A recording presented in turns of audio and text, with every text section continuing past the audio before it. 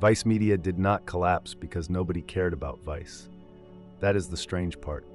For years, Vice had the thing most media companies were desperate to buy: cultural relevance. It knew how young people talked, what they distrusted, what they clicked, what felt fake to them, and what kind of stories could make serious subjects feel alive. Legacy media looked old. Vice looked like the future. But attention is not the same as ownership. Cool is not the same as cash flow, and a media brand can look powerful from the outside while the economics underneath are becoming harder and harder to control. Vice began in 1994 as a small alternative magazine in Montreal. It was raw, irreverent, and closer to street culture than to traditional journalism. It covered music, drugs, fashion, politics, nightlife, war, subcultures, and uncomfortable places that mainstream outlets often touched from a distance. At first, that was the insight. Vice was not trying to sound neutral in the old media way. It was trying to sound like the audience it wanted to reach. The voice was young, direct, messy, sometimes offensive, sometimes brilliant, but rarely boring. That tone became a business asset. The company was not just selling articles. It was selling access to a generation that advertisers, TV networks, and old publishers were struggling to understand. That is why Vice worked. It turned cultural credibility into media products. First print, then online publishing, then documentaries, then video series, then television, then agency work and branded content. Vice could produce journalism, entertainment, advertising, and cultural storytelling with the same basic promise: we know the audience you cannot reach. That promise became extremely valuable when the internet changed media. Young viewers were moving away from newspapers and traditional TV. They were watching clips online, sharing links, following platforms, and ignoring the polished voice of older institutions. Vice arrived with a style that felt native to that world. Its documentaries did not feel like lectures. They felt like someone had taken a camera into places the viewer was not supposed to see. This gave Vice something rare. It could make serious topics feel watchable to people who normally avoided serious media. That strength attracted serious money. A&E invested, Disney invested, TPG invested. Vice launched Viceland, expanded globally, built studios, made shows, sold branded content, and presented itself as more than a publisher. It wanted to become the next great media empire for the millennial generation. At its peak, Vice was valued at about $5.7 billion. On paper, that number made sense only if Vice was not just a cool media brand, but a scalable global machine. Investors were not paying for a magazine. They were paying for the belief that Vice could turn youth attention into a durable business across digital, television, advertising, and production. For a moment, it looked possible. Vice had the brand, it had the audience, it had the money, it had partnerships with companies that understood distribution and capital. It had a creative machine that could make content faster and rougher than traditional media.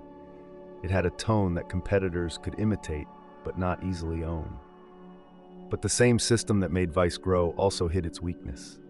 Vice reached young audiences, but it did not fully control the channels that delivered those audiences. Digital media depended heavily on platforms like Facebook, YouTube, Instagram, and Google. Those platforms controlled traffic, algorithms, advertising markets, and user behavior. Publishers could build huge audiences there, but the economics belonged to someone else. This was the core problem. Vice had influence, but much of that influence moved through platforms it did not own. It had attention, but advertising money was increasingly captured by the technology companies controlling distribution. It had a strong brand, but the cost of producing journalism, video, shows, offices, and global teams kept rising. At small scale, Vice's model was powerful. At empire scale, it became expensive.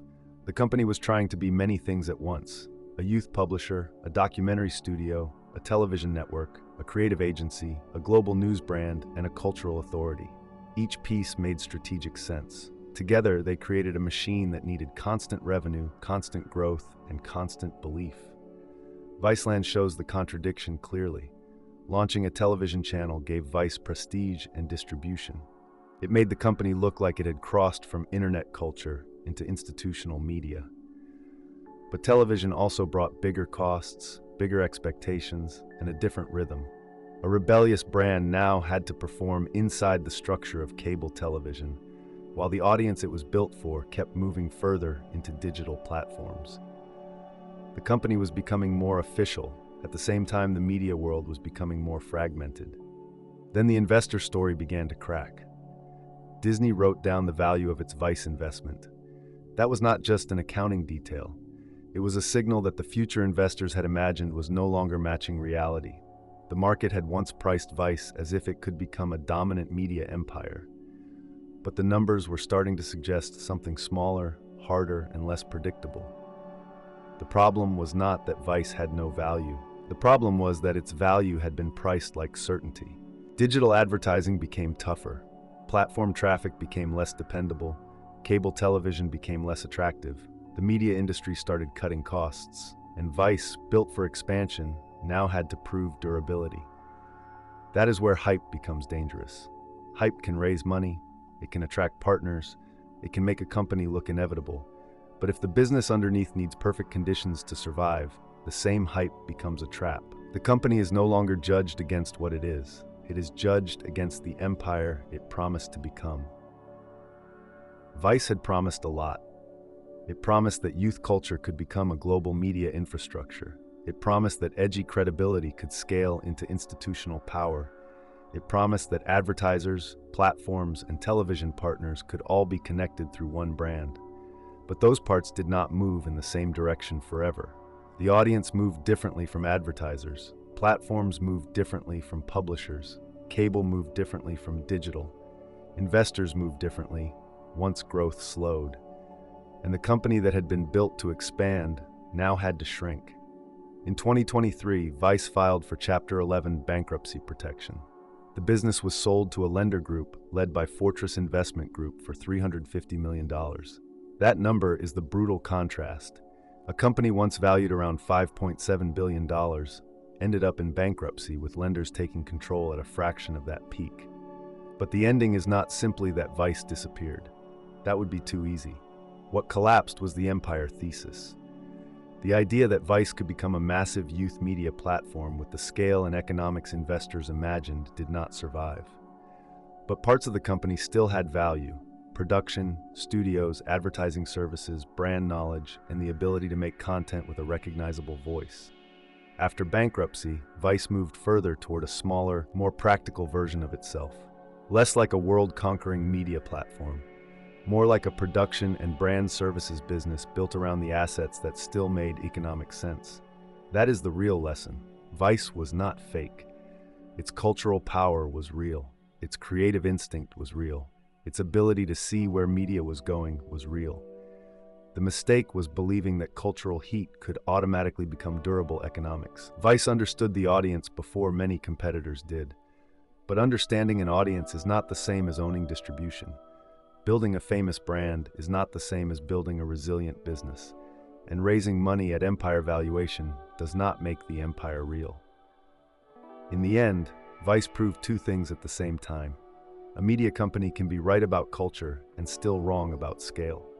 And sometimes the most valuable part of a collapsed empire is not the empire itself, but the smaller business that survives after the fantasy is gone.